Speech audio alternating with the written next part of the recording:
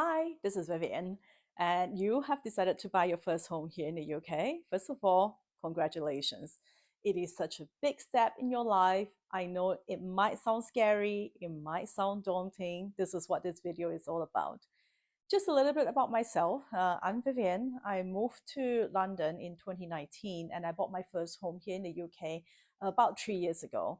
And I found the whole process of buying my first home here in the UK so daunting. And the irony is, I already own a home in Singapore, so this is not even the first time I'm buying a property. And my day job is in commercial real estate. I deal with large, complex transaction, and even then, I find buying my first home here in the UK just mind-bogglingly complex.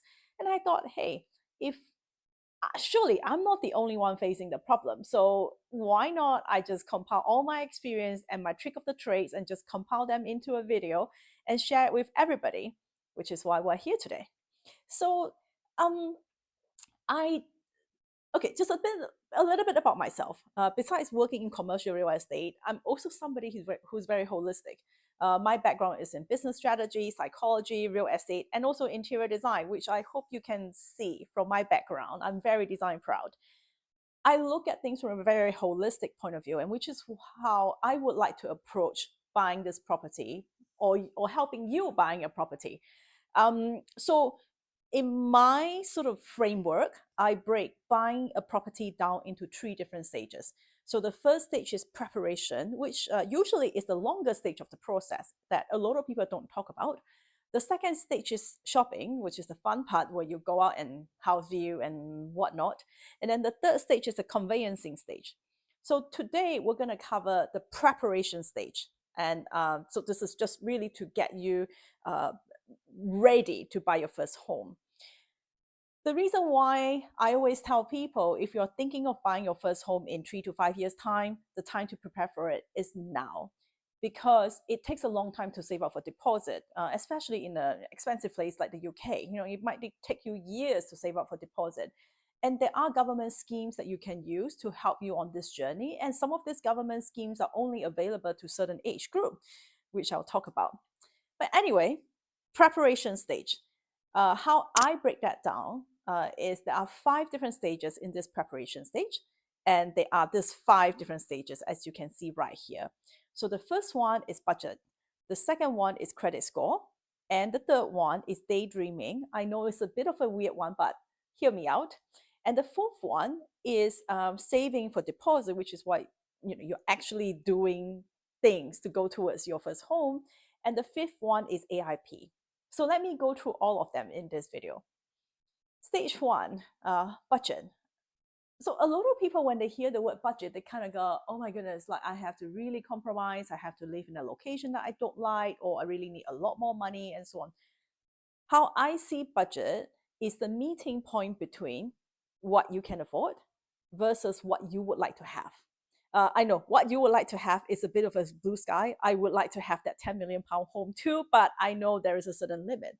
What is the range that I'm willing to accept? So, what it would cost you, for example, I mean, just as an example, if let's say you would like to buy a place in Bath, and let's say you need a place that is a minimum 1 bedroom in a certain location in Bath, you can just easily go to Rightmove and do a very quick high level search of how much does it cost to buy this sort of home in Bath.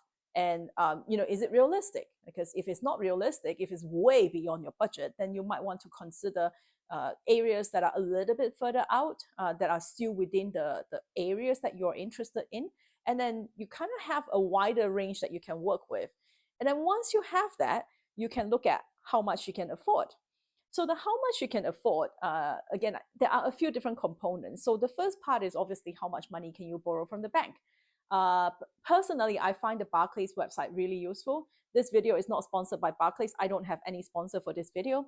So you can just go to the Barclays website, and I'm going to put the link in my description, where you can just key in your base salary, your monthly outlay, meaning how much credit card debt do you have, how much student loan, car loan, and so on.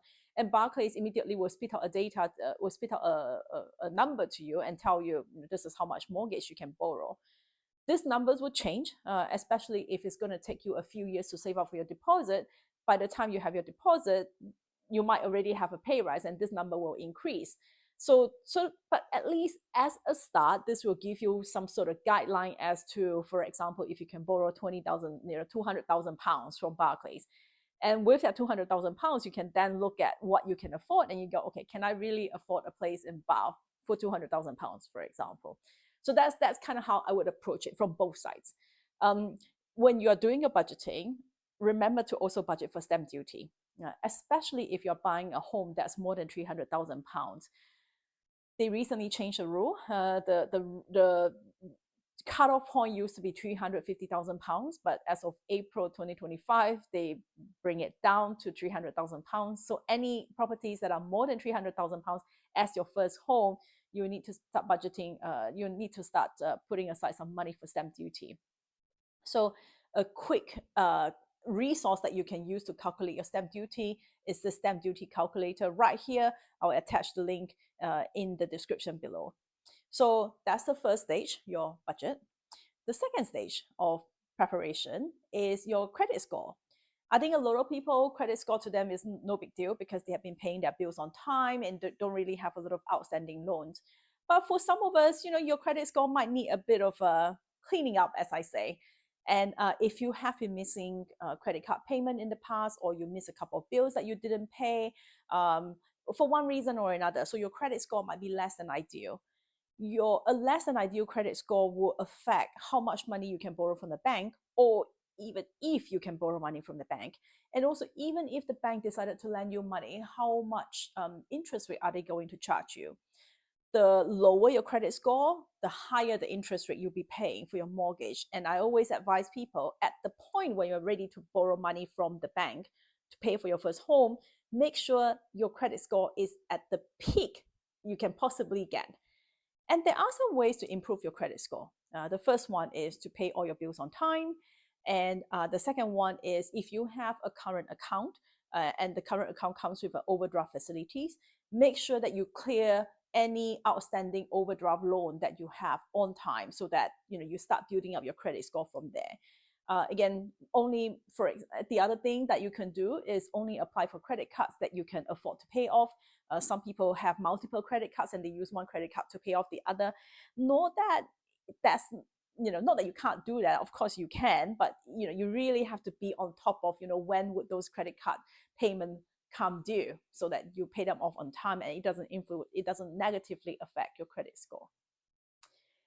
The third component of the preparation stage is a bit of a woo-woo, so hear me out here, hear me out.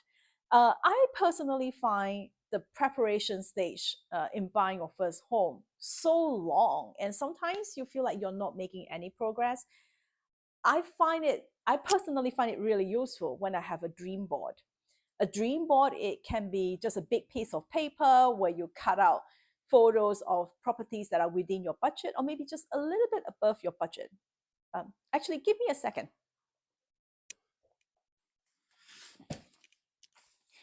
I know, I'm very old school, and this is how I came up with my dream board. It's basically, one of those flip chart paper.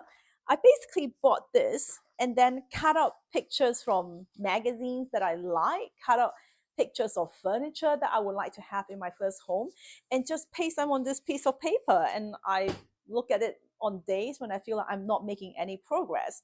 You can use PowerPoint, you can use Google Slide, you can use Pinterest, whatever that works for you.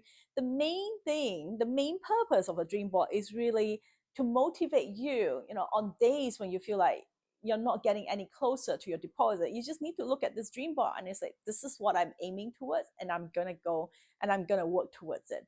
And so yeah, I personally find dream board really useful, but if you find it a bit too woo-woo, just ignore this.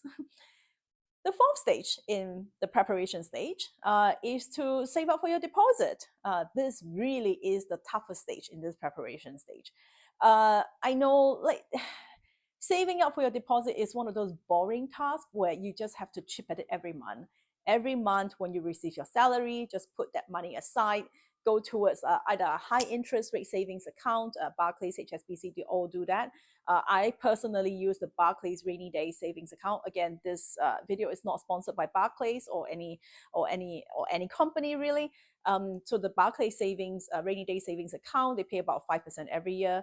But if you're between the age of 18 to 40, Lisa is your best friend, really. So Lisa stands for Lifetime Individual Savings Account. And what it does is basically a government scheme where, but the government is not running it. You can open a Lisa account with the HSBC and the Barclays and the NatWest and Halifax. And for every £1 saved in the Lisa account, the UK government will top it up by 25p. So they increase it by 25%. And the maximum allowance in the Lisa account is £4,000 a year. So when I say a year, it runs from, I think, the 6th of April every year to the 5th of April every year. So within this financial year, you can save £4,000 in this account. And every £4,000 the government will top it up by £1,000. And that money can go towards a deposit for your first home. There are some terms and conditions apply. You don't have to buy your first home before the age of 40, but you can only open the account if you're between 18 to 40. And the property that you are buying has to be less than £450,000, has to be a home that you live in, has to be your first home. And then there are some other terms and conditions, which I'll attach it here so that you can go to the link and find out more for yourself.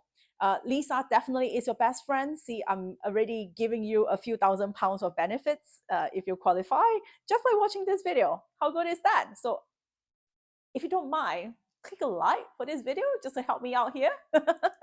So saving for your deposit. So that's the boring, slow stage, but use your dream board to help you. And the last stage of preparation is what we call AIP. AIP just stands for Agreement in Principle. Basically, it's a piece of paper that says you can borrow X amount of money from a lender. And it's not a legally binding document in that you don't have to go out and shop if you have an AIP. Although there are times when some estate agent will ask you if you have an AIP in place before they are willing to let you view a property. So that's really the last stage of your preparation, and then you are ready to go out and shop for your first home. I will cover more about the shopping stage and the conveyancing stage in my YouTube channel, and I'll definitely share more about my experience helping. Well, first of all, I helped myself buy my first home here in the UK, and I've also been doing consultancy, just coaching people on how to buy their first home here in the UK. And I would love to share those experiences and also highlight some of the pitfalls that you might need to look out for when you buy your first home. So I hope you find this video really useful, and if you like it, please click a like and a subscribe, and I look forward to sharing more material with you in the future. Bye.